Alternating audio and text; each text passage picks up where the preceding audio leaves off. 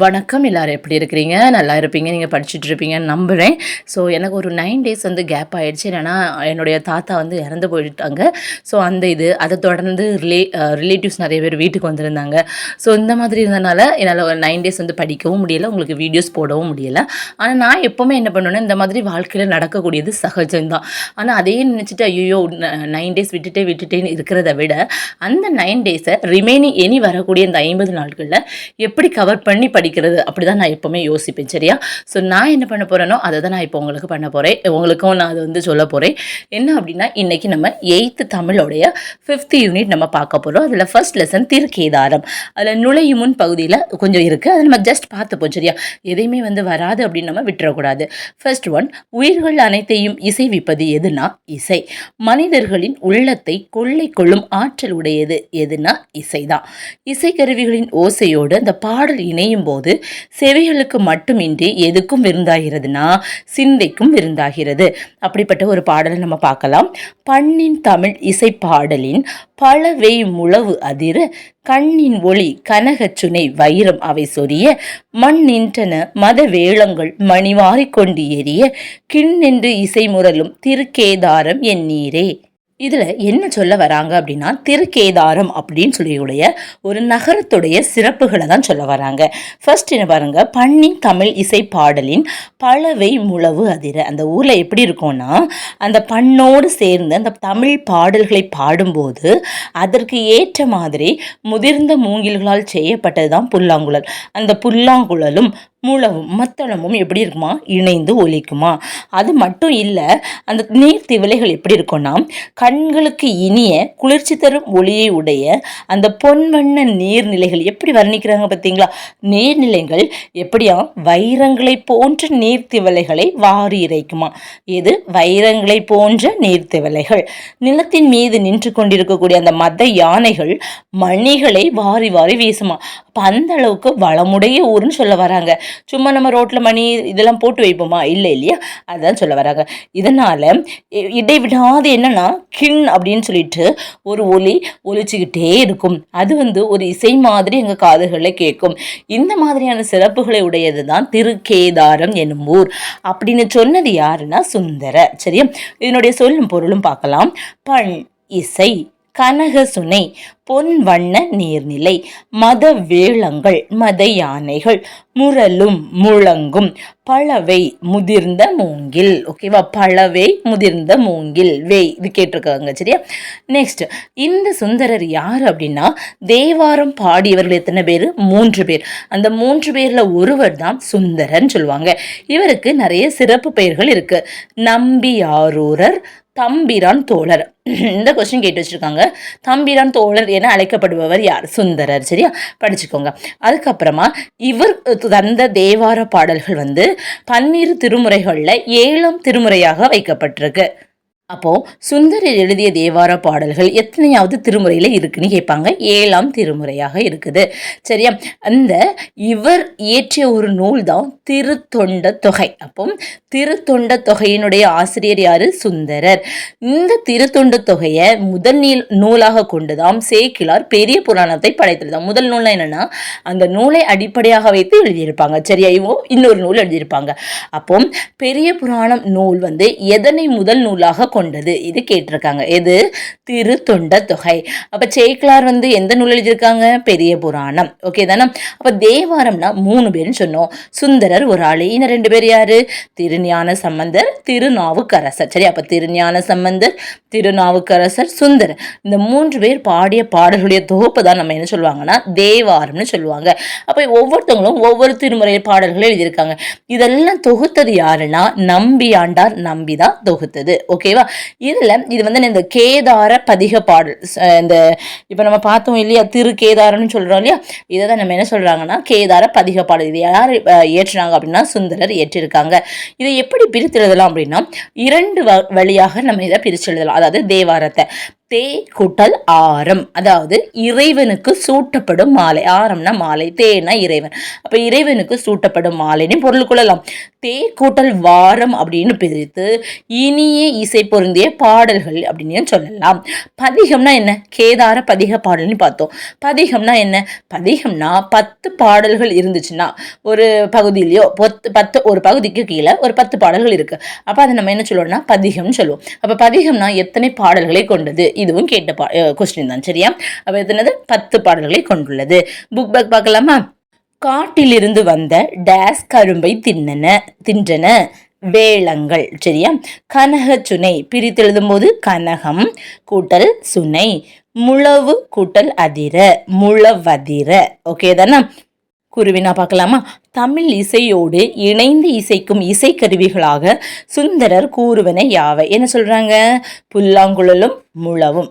Just பார்த்து வச்சுக்கோங்க. சரியா? ஏன்னா நம்ம இது Group 2 எக்ஸாம் ஒரு ஹையர் லெவலில் உள்ளது. ஸோ இப்போ நமக்கு எல்லாமே தெரிஞ்சுக்கணும் அப்படின்னு நினச்சிக்கோங்க. இப்போ யூஸ் ஆகலாட்டா கூட உங்களுக்கு நீங்கள் மெயின்ஸ் எழுதும்போது இதில் நம்ம படிக்கக்கூடிய ஏதாவது ஒரு லைன் கண்டிப்பாக யூஸ் ஆகும். சரியா? ஸோ படிக்கும் போது ரொம்ப கான்சென்ட்ரேட் பண்ணி படிங்க. ஓகேவா? நெக்ஸ்ட் பார்க்கலாமா? செகண்ட் லெசன் பாடறிந்து ஒழுகுதல். ஓகேவா? அப்போ ஒவ்வொரு மனிதனும் தன்னுடைய வாழ்நாளில் வளர்த்து கொள்ள வேண்டிய உயர்ந்த குணங்கள் எது அப்படின்னா ஃபர்ஸ்ட் அன்பு தான். அடுத்தது அறிவு, நம்ம வாழ்க்கைக்கு வழி நடத்துவதற்கு. சரியா? நெக்ஸ்ட் பண்பு. என்னென்ன ஒவ்வொரு மனிதனும் வளர்த்து கொள்ள வேண்டிய உயர் குணங்கள் என்னதெல்லாம்? அன்பு, அறிவு, பண்பு. சரியா? ஸோ நம்ம பாடல் பார்க்கலாம். ரொம்ப ரொம்ப முக்கியமான பாடல். ஸோ இது எப்படி கேட்பாங்க அப்படின்னா பொறுத்துகையில் கேட்டிருக்காங்க. ஓகேவா? ஏதாவது ஒரு 3 லைன் கொடுத்துட்டு பொறுத்துகளை கேட்டிருப்பாங்க. ஸோ நமக்கு இதில் ஸ்டார் போட்டு கொடுத்துருப்பாங்க, ரெட். இது அதாவது மனப்பாட பகுதின்னு இருக்குது பார்த்தீங்களா? அந்த மனப்பாட பகுதி நீங்களும் இன்னும் கொஞ்சம், அதாவது மற்ற பாடல்களுக்கு கொடுக்கக்கூடிய இம்பார்ட்டன்ஸை விட அந்த மனப்பாட பகுதிகளுக்கு ரொம்ப இம்பார்ட்டன்ஸ் கொடுக்கணும். ஓகேவா? ஸோ பாடல் பார்க்கலாம். ஆற்றுதல் என்பது ஒன்று அளந்தவருக்கு உதவுதல். ஆற்றுதல் என்பது என்னது? ஒன்று அளந்தவருக்கு உதவுதல். போற்றுதல் என்பது புணர்ந்தாரை பிரியாமை. பண்பு எனப்படுவது பாடறிந்து ஒழுகுதல். அன்பு எனப்படுவது தன் கிளை செராமை. அறிவு எனப்படுவது பேதையார் சொல் நோன்றல். செறிவு எனப்படுவது கூறியது மறாமை. நிறை எனப்படுவது மறை பிறர் அறியாமை. முறை எனப்படுவது கண் ஓடாது உயிர் வவ்வல். பொறை எனப்படுவது போற்றாரை பொறுத்தல். ஃபர்ஸ்ட் சொல்லும் பொருளும் பார்த்துட்டு அதனுடைய பாடலுடைய பொருளை நம்ம பார்க்கலாம். ஓகேவா? அளந்தவர், அளந்தவர்னா வறியவர். அளந்தவர் வறியவர். செரா அமை வெறுக்காமை. இதில் உள்ள அந்த இலக்கண குறிப்பு செரா அமை இலக்கண குறிப்பு நீங்கள் சொல்லணும். சரியா? என்ன அளபடை அப்படின்ட்டு. வெறுக்காமை. நோன்றல் பொறுத்தல். போற்றார் பகைவர். போற்றார் பகைவர் கிளை உறவினர். பேதையார் அறிவற்றவர். பேதையார் அறிவற்றவர். மறாமை மறவாமை. பொறை பொறுமை. சரியா? ஸோ என்ன சொல்ல வராங்கன்னா ஆற்றுதல், அதாவது இல் வாழ்க்கை என்பது என்னன்னா வறியவர்களுக்கு, ஒன்றும் இல்லாதவர்களுக்கு நம்ம உதவி செய்தல் தான். நெக்ஸ்ட் போற்றுதல். போற்றுதல் என்னது? போற்றார்னா பகைவர்னு பார்த்தோம். போற்றுதல் அப்படின்னு சொல்லும்போது பாதுகாத்தல். பாதுகாத்தல்னா என்னன்னா நமக்கு பிடித்தவர்களை நம்ம பிரியாது வாழ்வது, அதுதான் என்னது? பாதுகாத்தல். நெக்ஸ்ட் பண்பு எனப்படுவது பாடறிந்து ஒழுகுதல். பண்புனா என்னன்னா சான்றோர்கள் காட்டிய வழிகள், அதாவது நம்முடைய முன்னோர்களாக இருக்கலாம், இல்லது ஒரு பெரிய உயர்நிலையில் உள்ளவர்களாக இருக்கலாம். அப்படிப்பட்ட அந்த சான்றோர்கள் காட்டிய வழியில் நடக்கக்கூடியதான் என்னது? பண்பு.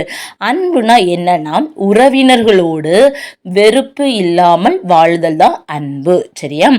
பாதுகாத்தல்னா அன்பு இருக்கவங்கள பிரியாது வாழ்தல். அன்புனா என்னன்னா உறவினர்களோடு வெறுப்பின்றி வாழணும். அறிவு அப்படின்னா என்னன்னா அறிவற்றவர்கள் கூறும் சொற்களை பொறுத்தல். நல்ல படிக்கிறவங்கள பாருங்க, இந்த டிஎன்பிசிக்கு படிச்சுட்டு இருப்பாங்க, லாஸ்ட்டில் ஒரு 0.5 மார்க்ஸில் போயிருக்கலாம். இந்த மாதிரி இருக்கவங்க மற்றவங்க ஏதாவது சொல்லிகிட்டே இருப்பாங்க, ஆனால் இவங்க மறுவார்த்தை பேச மாட்டாங்க. ஏன்னா இவங்களுக்கு ஒரு காலம் வரும் அப்படின்னு பொறுமையாக இருப்பாங்க. சரியா? அப்போ அறிவு எனப்படுவது என்னென்னா அறிவற்றவர் கூறக்கூடிய சொற்களை பொறுத்து கொள்ளுதல். செறிவு அப்படின்னா என்னென்னா நம்ம ஒருத்தவங்களுக்கு ஒரு வாக்கு கொடுத்துட்டோம்னா அதை நம்ம காப்பாற்றணும், அதுதான் என்னது? செறிவு. நிறை எனப்படுவது என்னென்னா மறை பொருளை, அதாவது யாராவது உங்ககிட்ட ஒரு சீக்ரெட் சொல்கிறாங்கன்னு வச்சுக்கோங்களேன், அதை அதை மற்றவர்கள் அறியாமல் பாதுகாத்தல் தான் நிறை என அழைக்கப்படும். நீதிமுறைனா என்னன்னா, குற்றம் செய்தவருக்கு அது யாராக இருந்தாலும் அவங்களுக்கு உரிய தண்டனை கொடுக்கக்கூடியதுதான் நீதிமுறை. நெக்ஸ்ட் பொறுமைனா என்னது? தம்மை பற்றி இகழ்வாக கூறுபவரையும் பொறுக்க வேண்டும், அதுதான் என்னது? பொறுமைன்னு சொல்லுவாங்க. ஸோ இந்த மாதிரியான குணநலன்களை நம்ம பெற்று வாழணும் அப்படின்னு சொல்லக்கூடிய நூல் எது அப்படின்னா கலித்தொகை. பாடறிந்து ஒழுகல் என்ற பகுதி எந்த நூலில் இடம்பெற்றுள்ளது? கலித்தொகையில் இடம்பெற்றுள்ளது. இந்த கலித்தொகையில இது என்ன பா வகைன்னு கேட்பாங்க. கலிப்பா வகையை சார்ந்தது. மொத்தம் எத்தனை பாடல்கள் இருக்குன்னா 150 பாடல்கள் இருக்கு. 150 பாடல்கள் 5 பிரிவுகளாக இருக்கு. என்னென்னா குறிஞ்சி, முல்லை, மருதம், நெய்தல், பாலை அந்த இருக்கு இல்லையா? ஸோ அதுல எல்லாம் களி சேர்த்துக்க வேண்டியதா. குறிஞ்சி களி, முல்லை களி, மருத களி, நெய்தல் களி, பாலை களி அப்படின்னு 5 பிரிவுகளை கொண்டு காணப்படுகிறது. இந்த கலித்தொகையை தொகுத்தது யாருன்னா நல்லந்துவனார். கலித்தொகையை தொகுத்தது யாரு? இதெல்லாம் குரூப் 4 எல்லாம் கேட்ட கொஸ்டின். சரியா? நமக்கு கேட்க மாட்டாங்க, நம்ம சொல்ல முடியாது. ஸோ படிச்சு வச்சுக்கோங்க. கலித்தொகையை தொகுத்தது யாரு? நல்லந்துவனார். இவர் ஒரு சங்க கால புலவர் தான்.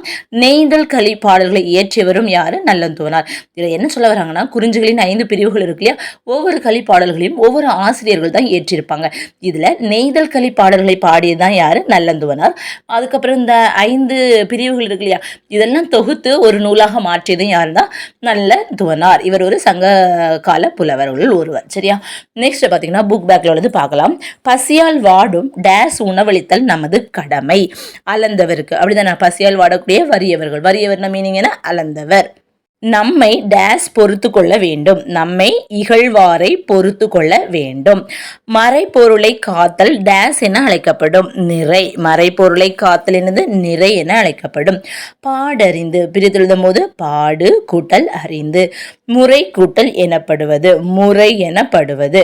நெக்ஸ்ட் பண்பு. குருவினா பாருங்க. பண்பு, அன்பு ஆகியவற்றை பற்றி கலித்தொகை கூறுவன.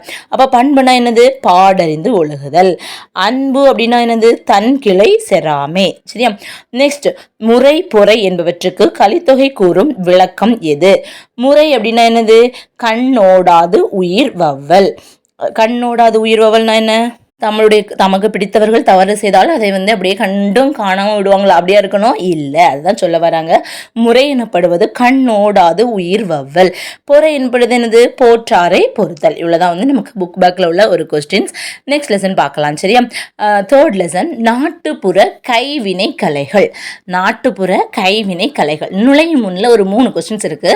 ஃபர்ஸ்ட் கொஸ்டின், கண்ணுக்கும் கருத்துக்கும் மகிழ்ச்சி அளித்து நற்பண்புகளை வளர்ப்பது எதின் இயல்பு அப்படின்னா கலைகளின் இயல்பு. தொன்மையான பண்பாட்டு கூறுகளையும் எடுத்து காட்டுவது கலைகள்.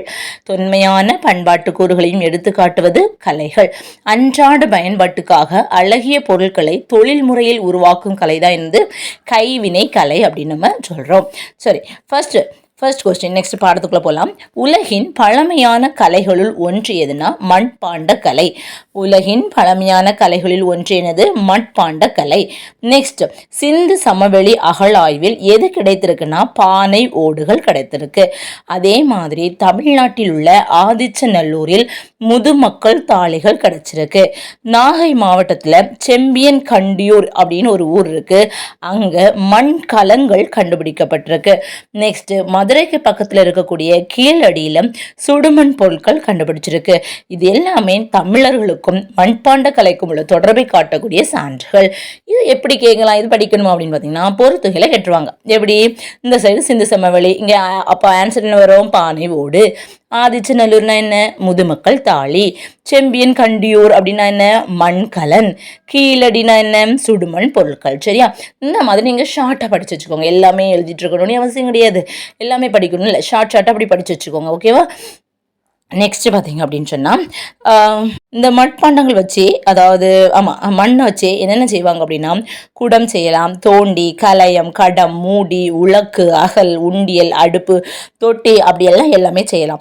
அப்போ சரி, இதெல்லாம் எதனால செய்திருப்பாங்க அப்படின்னா சுத்தமான களிமண்ணால் செய்திருப்பாங்க. சுத்தமான களிமண்ணுக்கு எங்கே போகிறது? குளங்கள் இருக்குது, ஆற்றங்கரைகள் இருக்குது, வயல்வெளிகள் இருக்குது. ஸோ இந்த மாதிரியான இடங்கள்ல தான் நமக்கு என்ன கிடைக்கும்? சுத்தமான களிமண் கிடைக்கும். அந்த களிமண்ணை எடுத்துட்டு என்ன பண்ணுவாங்க அப்படின்னு சொன்னால் ஒரு பெரிய பள்ளம் தோண்டிட்டு அதில் களிமண்ணை நிரப்பிடுவாங்க. அதில் தண்ணி ஊற்றி ஒரு நாள் ஃபுல்லும் அப்படியே ஊற வச்சிருவாங்க. அதுக்கப்புறமா அதுக்கு கூட கொஞ்சோண்டு மணல், சாம்பல் இதெல்லாத்தையும் கலந்து கொஞ்சம் பக்குவப்படுத்துவாங்க. சரியா? நெக்ஸ்ட் அதுக்கப்புறமா அந்த பானை செய்யக்கூடிய அந்த சக்கரம் இருக்குல்ல, அதுக்கு பேர் என்னன்னா திருவை. பானை செய்யக்கூடிய சக்கரம் என்ன, இதெல்லாம் கதை. ஆனால் இது இம்பார்ட்டன்ட் பாயிண்ட். பானை செய்யக்கூடிய சக்கரம் என்ன, திருவை. அந்த திருவையில வச்சு அவங்க வேகமாக சுழலை பண்ணிட்டு அந்த நடுவில் மண்ணை வச்சு கையாலேயே அவங்க பிடிச்சு அவங்களுக்கு என்ன பாத்திரம் செய்யணும்னு தோணுதோ அதை அவங்க அழகாக செய்திருவாங்க. ஒரு நல்ல ஷேப் வந்துடுச்சு அப்படின்னு சொன்னால் உடனே என்ன பண்ணுவாங்கன்னா அடிப்பகுதியில் நூல் அல்லது ஊசியால் அறுத்து எடுத்து காய வச்சு நமக்கு சுட்டு தருவாங்க. ஓகே தானா? நெக்ஸ்ட் பாருங்க அப்படின்னா பானை செய்தலை எப்படி சொல்லுவாங்க மரபு ரீதியாக? பானை வனைதல். பானை செய்தல் என்ன சொல்லுவாங்க? பானை வனைதல். நெக்ஸ்ட் இந்த பானை வனைந்து முடித்ததுக்கு அப்புறமா கொஞ்சம் காஞ்சிட்டு நினச்சிக்கோங்களேன், தட்டு பலகையை கொண்டு பானையினுடைய அடிப்பகுதியில் இருக்கக்கூடிய ஓட்டையை மூடி பானையை கம்ப்ளீட் பண்ணி முடிச்சிருவாங்க. நெக்ஸ்ட் இந்த பானையை எப்படி மெருகேற்றுவாங்க அப்படின்னா உருட்டுக்கள் கொண்டு. அப்ப எப்படி மெருகேற்றுவாங்க? உருட்டுக்கள் கொண்டு இதை மெருகேற்றுவாங்க. சரி, ஆனால் இப்போ அவ்வளோவா நம்ம இதெல்லாம் யூஸ் பண்ணுறது கிடையாது. சரியா? ஆனால் எங்கே மட்டும் யூஸ் பண்ணுவாங்கன்னு பார்த்தீங்கன்னா அந்த திருவிழாக்களில் ஏதாவது ஒரு சமையல் சடங்குகள் இருந்துச்சு அப்படின்னு சொன்னால் இப்போவும் மண்பானைகளை யூஸ் பண்ணிட்டு தான் வருவாங்க. இந்த மட்பாண்ட கலையினுடைய இன்னொரு வளர்ச்சி நிலை தான் என்னன்னா சுடுமண் சிற்ப கலைன்னு சொல்லுவாங்க. இங்கிலீஷ் என்னது? டெரகோட்டா. அப்போ டெரகோட்டா என அழைக்கப்படும் கலை எது? சுடுமண் சிற்ப கலை. அப்போ இந்த சுடுமண் சிற்பங்களில் மனித உருவங்கள் மட்டும்தான் செய்வாங்கன்னு கிடையாது. விலங்குகள் செய்வாங்க, பறவைகள், பொம்மைகள், அலங்கார வடிவங்கள், இந்த மாதிரி நிறைய இது செய்வாங்க. சரியா? அப்போ மண்பாண்டங்களை போன்றே களிமண்ணால் செய்யப்பட்டு சூளையில் சுட்டி எடுக்கப்படுபவைதான் சுடுமண் சிற்பங்கள். மண்பாண்டங்களை போன்றே களிமண்ணால் செய்யப்பட்டு சூளையில் சுட்டு எடுக்கப்படுபவைதான் என்னது? சுடுமண் சிற்பங்கள். வண்ணங்கள் பூசுவது, இல்லை பெயிண்ட் அடிக்கிறது, இது எல்லாமே ஒரு வழக்கம் தான். சரியா? பெரிய மாளிகைகள், கலையரங்குகள், இதில் எல்லாம் சுடுமண் சிற்பங்களை அழகுக்காக வச்சுருப்பாங்க. அப்போ எங்கே இந்த சுடுமண் சிற்பங்களை அழகுக்காக வச்சுருப்பாங்க? பெரிய மாளிகைகளிலும் கலையரங்குகளிலும் வச்சுருப்பாங்க. நெக்ஸ்ட்டு முன்னாடிலாம் அந்த சின்ன சின்ன ஊர்களில் பார்த்திங்கன்னா இருக்கக்கூடிய அங்கே கோயில்கள் இருக்கும் இல்லையா, அந்த கோயில்கள் அந்த சுடுமண் சிற்பங்களை நம்ம பார்க்கலாம். ஆனால் இப்போ பார்த்திங்கன்னா ஒரு கலை பொருளாக, ஒரு அழகு பொருளாக நிறைய இடங்களை இதை வச்சுருக்குறாங்க.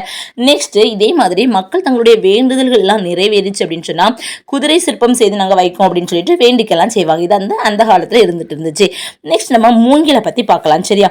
மூங்கில பார்த்தீங்க அப்படின்னா செய்யக்கூடிய பொருட்கள் என்னென்ன அப்படின்னா மட்டக்கூடை, தட்டுக்கூடை, கொட்டுக்கூடை, முறம், ஏணி, சதுரத்தட்டி, கூரைத்தட்டி, தெருக்கூட்டும் துடைப்பம், மாடுகளுக்கான மூஞ்சி பெட்டி, பழக்கூடை, பூக்கூடை, பூத்தட்டு, கட்டில், புல்லாங்குழல், புட்டுக்குழாய், கால்நடைகளுக்கு மருந்து புகட்டும் குழாய் அப்படின்னு சொல்லிட்டு நிறைய பொருட்களை நம்ம மூங்கில் மூலமாக நம்ம செய்யலாம். சுருக்கமாக உங்களுக்கு சொல்லணும் அப்படின்னு சொன்னால் பிறந்த குழந்தைக்கு தேவையான அந்த விளையாட்டு பொருளை இருந்து இறந்தவங்களை எடுத்து செல்றதுக்கு தேவையான அந்த பாடை இருக்குல்ல, அது கட்டுறது வர எது யூஸ் ஆகுதுன்னா இந்த மூங்கில் யூஸ் ஆகுது. நெக்ஸ்ட் பார்த்தீங்கன்னா முன்னாடியெல்லாம் ஒரு மேரேஜ் டைம் இருக்குன்னு வச்சுக்கோங்களேன். அப்போ என்ன பண்ணுவாங்க அப்படின்னு சொன்னால் துணி, பழம், பலகாரங்கள் இதெல்லாம் கொடுக்கறதுக்காக சீர்கூடைகளை பயன்படுத்திட்டு இருப்பாங்க. ஆனால் இப்போ அந்த இது வழக்கம் கொஞ்சம் மறைந்து போயிடுச்சு. நெக்ஸ்ட் பார்த்தீங்க அப்படின்னா கடவுள் வழிபாட்டின் போது நம்ம வெற்றிலை, பாக்கு, பூ, பழம் இதெல்லாமே என்ன இதில் வைப்பாங்க அப்படின்னா முரத்தில் வச்சு தான் கொடுப்பாங்க. சரியா? வெற்றிலை, பாக்கு, பூ, பழத்திலெல்லாம் எதில் வைப்பாங்க? முரத்தில் வச்சு தான் கொடுப்பாங்க. நெக்ஸ்ட்டு நம்ம பாய் செய்யக்கூடிய அந்த கலைகளை நம்ம பார்க்கலாம். சரியா? ஸோ பாய்களே பார்த்தீங்கன்னா நிறைய வகைகள் இருக்குது. இதுலேருந்து ஆல்ரெடி கொஸ்டின் கேட்டிருக்காங்க, நம்ம பார்க்கலாம். குழந்தைகளை படுக்க வைப்பது என்னன்னா தடுக்குப்பாய். இது இம்பார்ட்டன்ட். சரியா? குழந்தைகளை படுக்க வைப்பது என்னது? தடுக்குப்பாய். உட்கார்ந்து உண்ண உதவுவது பந்திப்பாய். உட்காரவும் படுக்கவும் உதவுவது திண்ணைப்பாய். திருமணத்துக்கு பயன்படுவது எது? பட்டுப்பாய். இஸ்லாமியர்கள் தொழுகைக்கு பயன்படுத்துவது என்னன்னா தொழுகைப்பாய். இந்த மாதிரி நிறைய வகை பாய்கள் காணப்படுகின்றது. முற்காலத்தில் பார்த்தீங்க அப்படின்னா பாய்மர கப்பல்கள்லையும் எனது இந்த பாய்கள் தான் பயன்படுத்தப்பட்டிருக்கு. இதை நம்ம எப்படி அறியலாம் அப்படின்னா கூம்பொடு மீ பாய் களையாது. இது எதில் இருக்கு? புறநானூறு. அப்போ பாயை பற்றி குறிப்பிடும் நூல் என்னது? புறநானூறு. ஒரு இதில் பாயின்னு பார்த்தாங்களே அந்த நூல் என்னது? புறநானூறு உங்களுக்கு வரணும். நெக்ஸ்ட் திருமணத்திற்கு நம்ம பயன்படுத்தக்கூடியது என்னது? பட்டு பாய்கள் இருக்கு. அதில் சில பேர்கள் பார்த்தீங்கன்னா பெயர்கள் வச்சுப்பாங்க அந்த பாய்கள்லேயே. சரியா? அந்த கல்யாண ஜோடிகள் இருப்பாங்க இல்லையா, அவங்களுடைய பெயர்களை வச்சிருப்பாங்க. அப்படி இல்லையா குத்து விளக்கு, மயில், பூக்கள், இல்லை ஏதாவது ஒரு வழிபாட்டு சின்னங்கள், உங்களுக்கு பிடித்த கடவுள்கள், இதில் இந்த மாதிரியெல்லாம் அந்த பாய்களில் செய்கிறதும் ஒரு வழக்கம்தான். சரியா? நெக்ஸ்ட் பார்த்தீங்க அப்படின்னா பனை ஓலைகள் பார்க்கலாம். பனை ஓலை அப்படின்னு சொன்னாலே நமக்கு ஞாபகம் வர என்னது ஓலை சுவடி. பழந்தமிழ் இலக்கியங்கள் எல்லாமே இதில் தான் எழுதப்பட்டிருந்தது, இந்த பனை ஓலைகளில் தான் எழுதப்பட்டிருந்தது. வெறும் அதுக்கு மட்டும்தான் அது யூஸ் ஆச்சா அப்படின்னு சொன்னால் இல்லை. இந்த கிளுகிழுப்பை, பொம்மை, பொருட்களை வைத்துக்கொள்ள உதவக்கூடிய அந்த கொட்டாங்குச்சி, பெரிய கூடை, சொலகு செய்வதற்கு விசிறி, தொப்பி, ஓலைப்பாய், இந்த மாதிரி நிறைய செய்வதற்கு இந்த பனை ஓலைகள் தான் பயன்படுத்தப்பட்டிருக்கு. அது மட்டும் இல்லாமல் நம்ம தமிழ்நாட்டினுடைய மாநில மரம் எது? பனை. தமிழ்நாட்டினுடைய மாநில மரம் எது? பனை. அந்த பனை மட்டை இருக்குல்ல, அந்த பனை மட்டையுடைய நாரை தான் அகனி நார்னு சொல்லுவாங்க. அந்த அகனி நார்லேருந்து தான் கயிறு, கட்லு, கூடை, இந்த மாதிரிலாம் பொருட்கள் செய்யப்படுகிறது. ஒரு தெரிந்து கொள்வோம் பார்த்துடலாமா? மூங்கில்கள் அதை எடுத்துக்கிட்டோம் அப்படின்னு சொன்னால் அதில் ஒரு 3 வகையான மூங்கில்கள் இருக்கு. கல் மூங்கில், மலை மூங்கில், கூட்டு மூங்கில் அப்படின்னு 3 மூங்கில்கள் இருக்கு. இதுல கைவினை பொருட்கள் செய்வதற்கு ஏற்றவை எதுனா கூட்டு மூங்கில்கள். கைவினை பொருட்கள் செய்வதற்கு ஏற்ற மூங்கில் எது? கூட்டு மூங்கில். நெக்ஸ்ட் பிரம்பு கலை பற்றி பார்க்க போகிறோம். சரியா? பிரம்பினால் செய்யப்படக்கூடிய பொருட்கள் என்னதெல்லாம் இருக்கும்? பிரம்பு கட்டில், ஊஞ்சல், நாற்காலி, மேசை, பூக்கூடை, பழக்கூடை, இடியாப்பத்தட்டு, அர்ச்சனைத்தட்டு, வெற்றிலைப்பட்டி, இதெல்லாமே என்னது இந்த மாதிரியான பொருட்கள் நம்ம பிரம்புலேயே செய்யலாம். பிரம்பு ஒரு தாவரம் தான். சரியா? ஆனால் அந்த தாவரத்தை எப்படி நம்ம உலோகத்தை மாதிரி வளைத்து இந்த பொருட்கள் செய்கிறாங்க, அதுதான் அதனுடைய சிறப்பை. சரியா? என்ன அப்படின்னா ஃபர்ஸ்ட் அந்த பிரம்பை இது கொஞ்சம் ஜஸ்ட் கதை மாதிரி, ஜஸ்ட் இது தெரிஞ்சு வச்சுக்கோங்க. சரியா? எப்படி எதை செய்வாங்கன்னு எங்கே இருந்தாலும் கொஸ்டின் கேட்பாங்க இல்லையா? நமக்கு தெரிஞ்சு வச்சுப்போம். அப்போ ஃபர்ஸ்ட் பிரம்பை என்ன பண்ணுவாங்கன்னா நெருப்பில் சூடுபடுத்துவாங்க. அந்த சூடான பிரம்பை ஏற்கனவே அவங்க நட்டு வைத்திருக்கக்கூடிய 2 கடப்பாறைகளுக்கு இடையே செலுத்தி அது என்ன உருவம் வேணுமோ இல்லை என்ன ஷேப் வேணுமோ அதுக்கு ஏற்ற மாதிரி அவங்க அதை வளைச்சிருவாங்க. அதுக்கப்புறம் ஒரு வளைந்த ஒரு கம்பு உருவம் கிடைக்கும் தானே, அந்த இதை எடுத்து தண்ணீரில் அப்படியே நனைச்சிருவாங்க. அப்படி நனைச்சதுக்கு அப்புறமா அது எந்த ஷேப்பில் இருக்கோ அதே ஷேப்பில் நிலைச்சிரும். அதுக்கப்புறம் நமக்கு தேவையானதுக்கு மாதிரி சின்ன சின்ன ஆணிகளை வச்சோ பிரம்பு இலைகளை கொண்டு கட்டியோ தேவையான பொருட்களாட்டு மாற்றுவாங்க. ஏன் பிரம்பு யூஸ் பண்ணுறாங்கன்னா பிரம்பு நம்மளுடைய உடம்புக்கு ரொம்ப குளிர்ச்சியானது. இந்த பிரம்பு பொருட்கள் வீட்டையும் அழகாக வச்சுக்கும். இது ஒரு கொடி வகையை சார்ந்த தாவரம் தான் இந்த பிரம்பு. இதனுடைய தாவரவியல் பெயர் தெரிஞ்சு வச்சுக்கோங்க, கலாமஸ் ரொடாங். பிரம்புக்கு என்னது தாவரவியல் பேர் என்ன? கலாமஸ் ரொடாங். இது எங்கெங்கே பார்க்கலாம் அப்படின்னு சொன்னால் நிறைய நீர் இருக்கக்கூடிய அந்த வாய்க்கால் வரப்பில் பார்க்கலாம், இல்லது குகைகள், மண்ணால் செய்யப்பட்ட குகைகள் இருக்கும் இல்லையா, அதுக்கு பக்கத்தில் பார்க்கலாம். ஆனால் இப்போது நம்மளுடைய தமிழ்நாட்டில் பார்த்தீங்கன்னா இது ரொம்ப குறைஞ்சி வந்துட்டு இருக்கு. அதனால எங்கேருந்து இதை இறக்குமதி பண்ணுவாங்க அப்படின்னா அசாம், அந்தமான், மலேசியா. அப்போ பிரம்பை எங்கேருந்து இறக்குமதி பண்ணுறாங்க? அசாம், அந்தமான் மற்றும் மலேசியா. நெக்ஸ்ட் பார்த்தீங்கன்னா நிறைய கைவினைகள் இருக்கு. மண் பொம்மை செய்கிறது, மரபொம்மை, காகித பொம்மை, சந்தன மாலை, தஞ்சாவூர் தட்டு, அப்புறமா மாட்டு கொம்பினால் கலைப்பொருட்கள் செய்கிறது, சங்கு, கிளிஞ்சல், இந்த மாதிரி நிறைய கலைகள்லாம் இருக்குது. சரியா? அதை நம்ம புறவு பார்க்கலாம். சரியா? இப்போதைக்கு அது தேவையில்லை. ஸோ புக் பேக்கில் உள்ள கொஸ்டின்ஸும் பார்த்து முடிச்சிடலாம். பழந்தமிழ் இலக்கியங்களை பாதுகாத்து வைத்தவை எது? பனை ஓலைகள். பானை டேஸ் ஒரு சிறந்த கலை, வனைதல். மட்டுமல்ல, பிரித்தெழுதும் போது மட்டும் கூட்டல் அல்ல. கயிறு கூட்டல் கட்டில், கயிற்று கட்டில். ஓகேவா? நெக்ஸ்ட் லெசன் பார்க்கலாம். தமிழர்களுடைய இசை கருவிகள். அதாவது ஒரு சொல்லின் பொருளை அறிய பயன்படுவது எதுனா அகராதி. ஒரு சொல்லின் பொருளை அறிய பயன்படுவது எது? அகராதி. ஒரு பொருளை குறித்த அனைத்து விவரங்களையும் அறிந்து கொள்ள பயன்படுவது கலைக்களஞ்சியம். சரியா? ஒரு பொருள் குறித்த அனைத்து விவரங்களையும் அறிந்து கொள்ள பயன்படுவது எது? கலைக்களஞ்சியம். இது பல்துறை அறிவை உள்ளடக்கியதாக இருக்கும். சரியா? ஒரு குறிப்பிட்ட துறை அறிவையும் கொண்டதாகவும் இருக்கலாம், இல்லது பல்துறை அறிவை கொண்டதாகவும் இருக்கலாம். பெரும்பாலும் இந்த நூல்கள் பார்த்தீங்கன்னா அகர வரிசை அடிப்படையில் தான் இதை வரிசைப்படுத்தியிருப்பாங்க. ஸோ நம்ம இப்போ இசை ஃபஸ்ட் எப்படி உருவாச்சு, அதில் இருக்கக்கூடிய வகைகள் என்ன, அந்த இசை கருவிகள் என்னென்ன இருக்குது, அதில் உள்ள வகைகள் எல்லாமே பார்க்கலாம். சரியா? இசை மக்களின் உள்ளத்தில் எழுந்த உணர்ச்சி அந்த குரல் வழியாகவோ இல்லது ஏதாவது ஒரு செயற்கையான கருவி வழியாகவோ வெளிப்படுவதான் எனது இசை. இது 9 சுவைகளை வெளிப்படுத்தக்கூடியதாக இருக்கும். ஃபார் எக்ஸாம்பிள், நகையாக இருக்கலாம், அழுகையாக இருக்கலாம், வீரமாக இருக்கலாம், சந்தோஷம், இந்த மாதிரியானது. சரியா? இந்த இசையில 2 வகையான இசைகள் இருக்கு. குரல் வழியான வரக்கூடிய இசை, கருவி வழியாக வரக்கூடிய இசை. சரியா? அப்ப அந்த இசையினுடைய இனிமைக்கு துணை செய்பவை தான் என்னது? இசைக்கருவிகள். இசையின் இனிமைக்கு துணை செய்பவை தான் இந்த இசைக்கருவிகள். இது எப்போ அப்படின்னா அந்த இசைக்கருவிகள் வந்து ஏன் வளர்ச்சி பெற்றது அப்படின்னா அதற்கான தேவைகளும் இருந்துச்சு. திருவிழாக்கள் வருது, இந்த சமய சடங்குகளின் போது இந்த இசைக்கருவிகள் இருக்கும்போது என்னது கூட கொஞ்சம் நமக்கு சந்தோஷம் தருது, மனசுக்கு சந்தோஷத்தை தருது. நடனம் ஆடுறவங்க கூட சேர்ந்து அந்த இசைக்கருவிகளோடு சேர்ந்து. சரியா? நெக்ஸ்ட் இந்த இசைக்கருவிகள் வந்து என்னன்னா நிறைய வகைகள் இருக்கு. எப்படின்னா வெறும் குரல் இசைக்கு மட்டும் பயன்படக்கூடியது, இல்லது நாடகத்திற்கு பயன்படுத்தக்கூடியது, இல்லது இந்த ரெண்டுக்குமே பயன்படுத்தக்கூடியது அப்படின்னு சொல்லிட்டு பல வகைகளாக காணப்படுகிறது. இந்த இசைக்கருவிகளை இசைத்து பாடல் பாடுபவர்கள். புரிஞ்சுச்சா? இப்போ நம்ம இந்த காலத்தில் பார்த்தீங்கன்னா கிட்டாரே யாராவது ஒருத்தவங்க வாசித்துக்கிட்டே பாடல் பாடுறாங்களா? அப்படி இல்லைன்னு சொன்னால் கீபோர்ட் ப்ளே பண்ணிக்கிட்டே பாடல் பாடுறாங்களா? அவங்கள தான் என்ன சொல்லுவாங்கன்னா பாணர்னு சொல்லுவாங்க. ஸோ அதுக்கு ஒரு பாடல் கொடுத்துருக்காங்க. நல்லியாள் மறுப்பின் மெல்ல வாங்கி பாணன் சூடான் பாடினி அணியாள். எங்கே இருக்குன்னா புறநானூறு. பாணன் சூடான் பாடினி அணியாள் வந்தால் என்னது? புறநானூறு. இந்த இசைக்கருவிகளினுடைய வகைகளை நம்ம பார்க்கலாம். மொத்த இசைக்கருவிகள் 4 வகைப்படும். தோல் கருவி, நரம்பு கருவி, காற்று கருவி, கஞ்ச கருவின்னு சொல்றாங்க. தோல் கருவினா என்ன? விலங்குகளுடைய தோலால் செய்யப்படக்கூடியது. எடுத்துக்காட்டு என்னது? முழவு, முரசு, மத்தளம் இந்த மாதிரி. நெக்ஸ்ட் நரம்பு அல்லது தந்திகளை கொண்டது நரம்பு கருவிகள். யாழை சொல்லலாம், வீணையை சொல்லலாம், கிட்டாரை சொல்லலாம். நெக்ஸ்ட் காற்றை பயன்படுத்தி இசைக்கப்படுபவை காற்று கருவிகள், புல்லாங்குழல், சங்கு இதெல்லாம். நெக்ஸ்ட் கஞ்ச கருவிகள்னா என்னன்னா ஒன்றோடு ஒன்று மோதி 2 இதை வச்சுட்டு அதை நம்ம டச் பண்ணி நம்ம யூஸ் பண்ணுவோமா, அதுக்கு பேர் என்னது? கஞ்ச கருவிகள். எடுத்துக்காட்டு என்னன்னா ஜால்ரா, சேக்கண்டின்னு சொல்லுவாங்க. ஓகேவா? ஸோ இதில் ஒவ்வொரு வகையாக நம்ம பார்க்க போகிறோம். ஃபர்ஸ்ட் ஒன் வந்து என்னதுன்னா உடுக்கை. இது வந்து தோல் கருவி வகையில் வரக்கூடியது. இது எப்படின்னா ஒரு கைப்பறை மாதிரி தான் இருக்கும். சென்டரில் இடை சுருங்கி போய் இருக்கும். இந்த படத்தை பார்த்தா உங்களுக்கு புரிஞ்சிருக்கும். சரியா? என்னுடைய உடல் ஃபுல்லுமே பித்தளையால் ஆயிருக்கும். அதனுடைய வாய்ப்பகுதி பார்த்தீங்கன்னா ஆட்டு தோலை கொண்டு அதை கெட்டியிருப்பாங்க. 2 அந்த வாய்களையும் இணைக்கக்கூடிய கயிறுகளை இடையில கோர்த்து வச்சிருப்பாங்க. அதுக்கு மேலே ஒரு நாடாவை சுற்றி இருப்பாங்க. வலது வாய் இருக்கு இல்லையா, வலது சைடு இருக்கு இல்லையா, அதுக்கு மேலதான் எப்பவும் அடிப்பாங்க. அந்த இடையில இருக்கக்கூடிய அந்த நாடாவை எப்போதாவது தேவைப்படக்கூடிய சமயத்துல அதை அமுக்குவாங்க. அப்ப அது ஒரு வித்தியாசமான சவுண்டை கொடுக்கும். இது இந்த உடுக்கையிலேயே கொஞ்சம் பெரிய சைஸ்ல இருந்துச்சுன்னா அதை தவண்டைன்னு சொல்லுவாங்க. இதுதான் இம்பார்ட்டன்ட் பாயிண்ட். பெரிய உடுக்கைன்னு சொல்லுவாங்க, தவண்டைன்னு சொல்லுவாங்க. உடுக்கையினுடைய உடல் எதனால ஆக்கப்பட்டிருக்கும்? பித்தளையால் ஆக்கப்பட்டிருக்கும். சிறு உடுக்கைன்னு சொல்லுவாங்க, குடுகுடுப்பைன்னு சொல்லிடுவாங்க. நம்ம பார்த்துருப்போம் குடுகுடுப்பை, அப்படிதானே?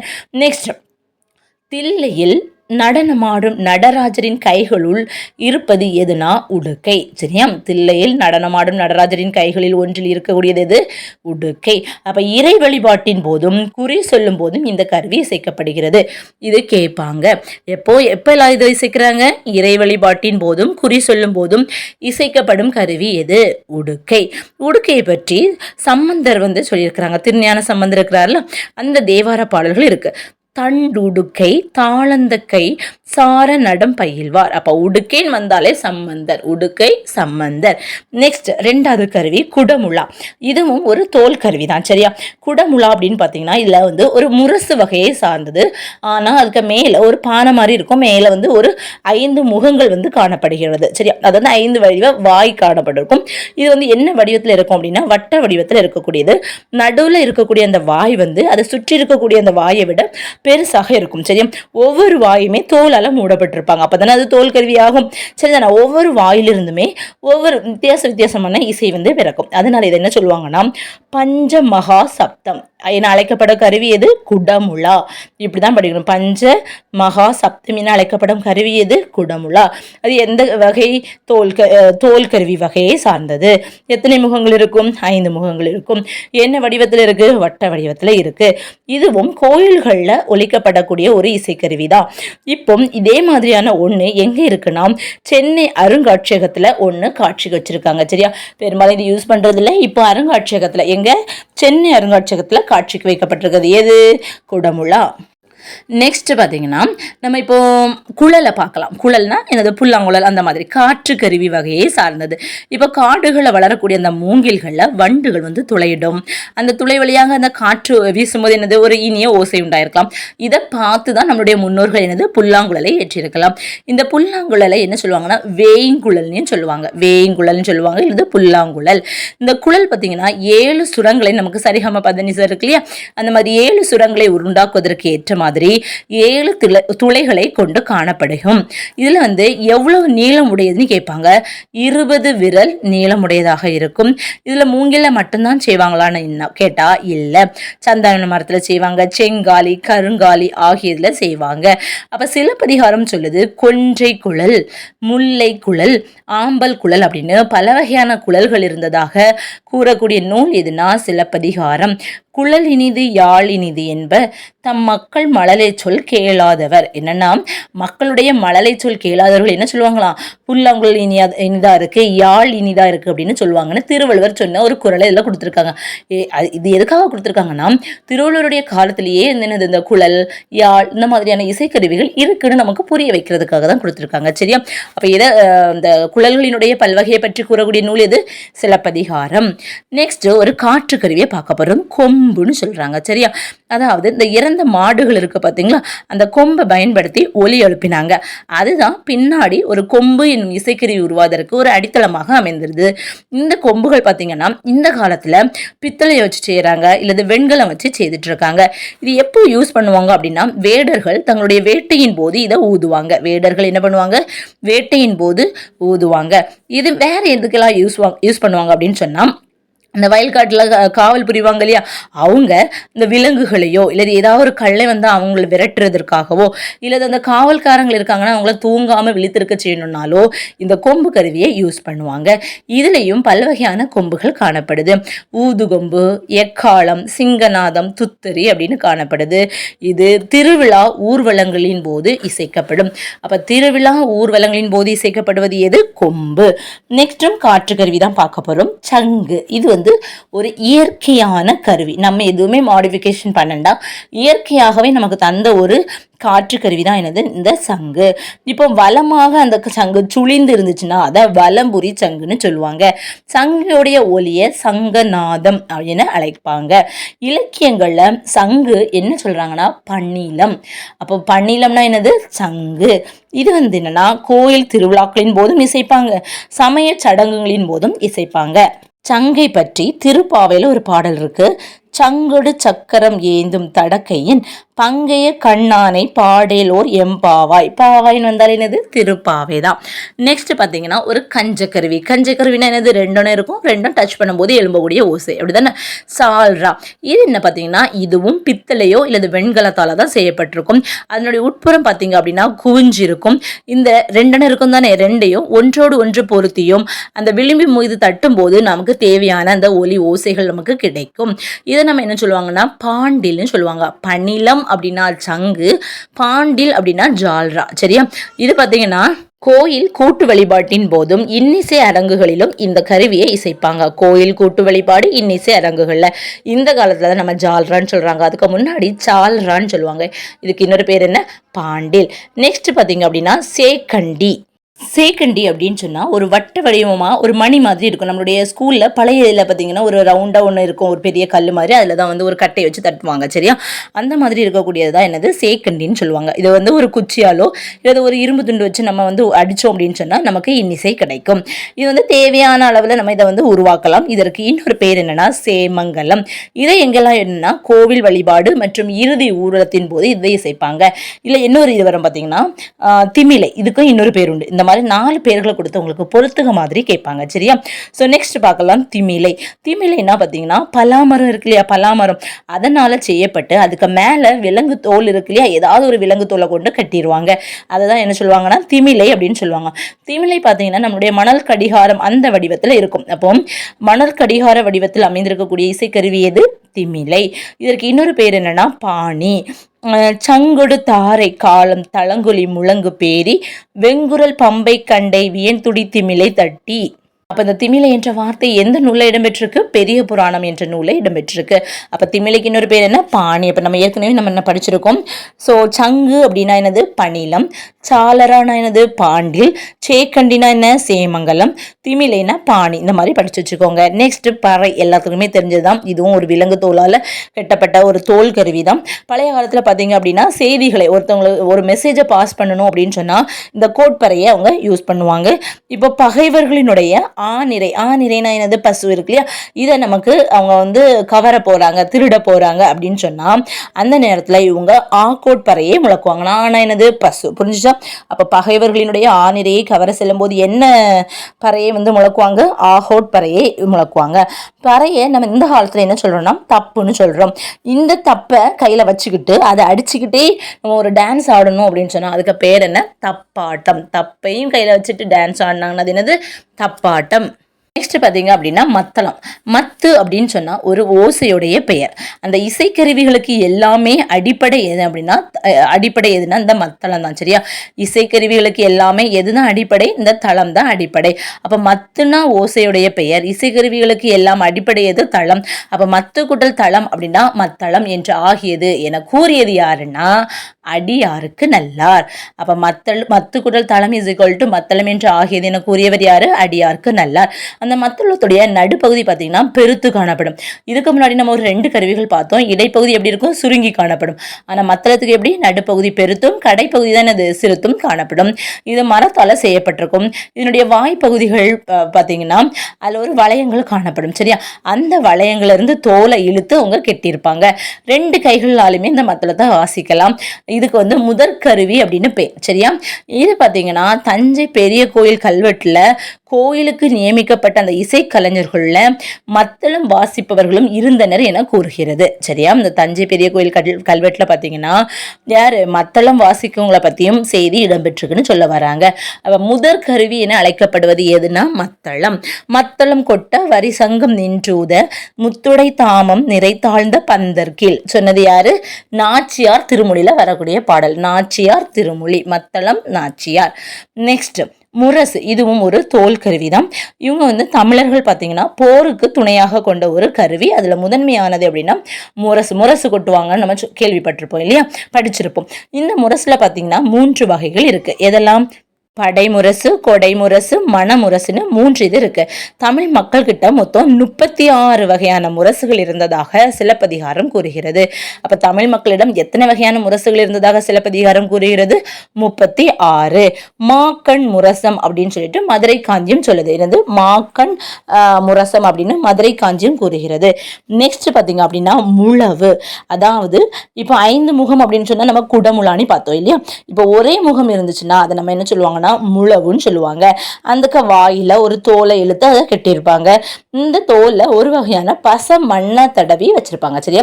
அதுல நம்ம பசை மண்ணை தடவுன்னு பார்க்க மாட்டோம். ஆனா அந்த முழவுல மட்டும் என்னது? பசை மண்ணை தடவி வச்சிருப்பாங்க.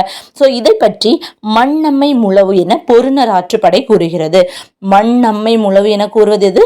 பொருநராற்றுப்படை. நெக்ஸ்ட் பார்த்தீங்கன்னா காலத்தை நம்மளுடைய டைமை சொல்வதற்காக நாளிகை முழவு இருந்துச்சு, காலை முழவு, இந்த மாதிரியெல்லாம் அந்த காலத்தில் பயன்படுத்தினாங்க. நாளிகை முழவு, காலை முழவு. முழவை பற்றி புறநானூர்ல கூறியிருக்கு. கலை உனக்கிழிந்த முழவு மருள் பெரும் பழம். முழவுன்னு வந்தா புறநானூறு. சரியா? நாச்சியார் திருமொழி நம்ம ஒன்று படித்தோம். அது என்னதுன்னா மத்தளம். அதே மாதிரி முழவுனா புறநானூறு. நெக்ஸ்ட் யாழ்.